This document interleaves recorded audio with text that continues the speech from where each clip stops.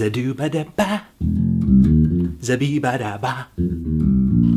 Hi everyone, Anthony Fantano here, internet's busiest music nerd, and this is a review of the new Tim Hecker album, Virgins. Tim Hecker is an electronic and ambient music producer hailing from Canada. This is his 7th studio LP under his own name, and for me, a very highly anticipated return from his fantastic 2011 album, Rave Death 1972. And on this LP, Tim's typical blend of ambient music, noise, and drone got a bit more textured, a bit more layered. Piano really took over on this album in a big way, and it felt here more than on other Hecker releases that the instrumentation was kind of live in the moment. Not only that, but all of the sounds combined on this record added up into a very post-apocalyptic vibe. It's a great LP. If you haven't heard it, go listen to it. And with this new album, though Rave Death did get a bunch of hype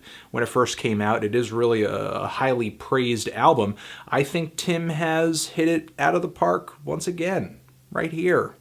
Yeah. Once again, Tim is ambitious with his layers, his sound play, with his instrumentation, with creating a somewhat live feel with the instruments on this record. But the instrumentation here seems so much less bleak and wandering than on Tim's past few releases. Even though Virgins has plenty of soft and sparse moments on its tracks, I think this is actually one of Tim's more direct albums. A lot of the tracks here are actually quite busy with sound and don't take too long to start, don't take too long to build. I wouldn't exactly call it fast-paced, but it definitely is one of Hecker's more tightly composed efforts. But that just speaks to the structure of this album. As far as the instrumentation goes, of course you have piano returning on this record. You have harmonium on many tracks here as well. What feels like a few different synthesizers and maybe some woodwinds that could just be more harmonium. And it feels like Tim planned out, wrote,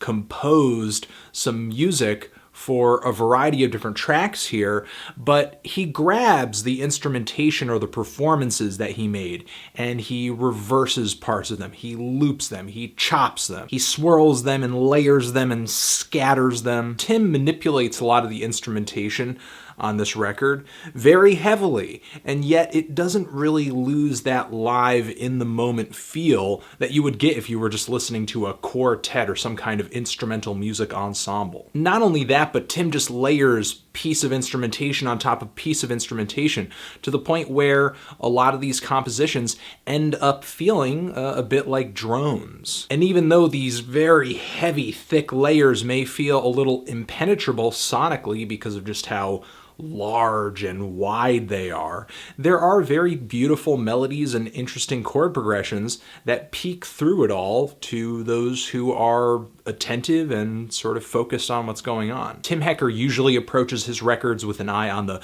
bigger picture and how the record sounds as a whole, and Virgins is no different. However, even though this album really feels like it was created from a holistic standpoint, there is a bit of a disjointed and fractured aesthetic to a lot of the music on this LP, as if a lot of what the listener is hearing is being conjured through some kind of distant idea or memory. And to me that comes through on just how cloudy and muddled the melodies can be sometimes, with the instrumentation being layered on so heavily, so cacophonously. But the sounds and the emotions on here, though, are so vivid. This record could really put a dent in the happiest of days. But I think Tim Hecker goes about that melancholy in a slightly different, in a slightly cleaner way. The way this LP starts with the track Prism with an incredibly bright drone, so bright it's just like staring into the sun. There are these weird shots of reverse piano playing throughout the track too,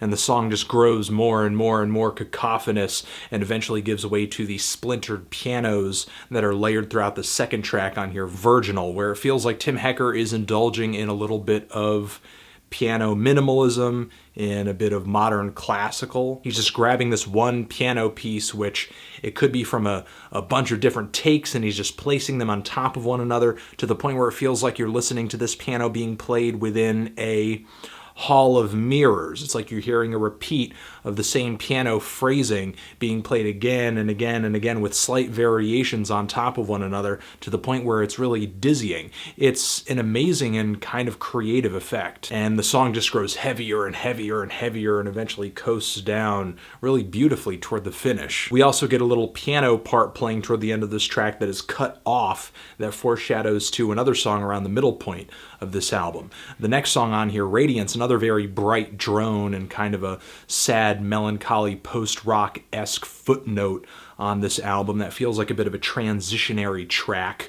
Not really surprised to kind of see some post-rock influence on this album, considering that Tim Hecker recorded his last EP in the infamous Hotel to Tango recording studio. The first incredibly noisy moment to pop up on this LP is the track Live Room, where you get this same fractured piano approach but playing a different phrase, and it's matched up with these incredibly heavy, bassy waves of distortion that kind of sound like you're listening to the last dying breath of some kind of about to break synthesizer. And even though it's a really ugly sound, there's something very beautiful and final about this track too, especially as Tim starts swirling and rapping and surrounding all of these ugly and ethereal sounds with some really beautiful synth keys. Live Room Out is a very touching closer to this track, and then you have Virginal 2, which kind of takes that piano phrase from Virginal but goes in a different direction with it. I like that Tim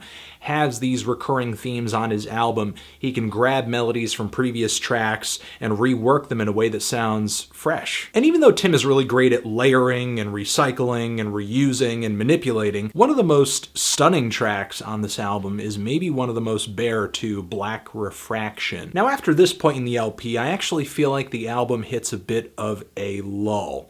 Not in a bad way, but most of the very heavy and structured compositions on this album are doled out in the first half. A lot of the songs on this second part of the album are a bit shorter, like the song Incense at Abu Ghraib, which only really feels like an introductory moment to the next track on here, Amps, Drugs, and Harmonium. Both of these songs consist of very chilling harmonium passages, and I like that Tim is able to pull such coherent songs together, especially on Amps and Drugs, with what feels like just a bunch of pieces of harmonium playing, maybe a sound collage of sorts. My only disappointment with this track, though, is just how suddenly it kind of drops out and finishes. Again, I feel like that's Tim sort of shooting for that typically fractured feel that he likes some of his songs to have, but it's really only so appealing to me if it's getting in the way of the feel or killing the vibe of the song or just sort of the mood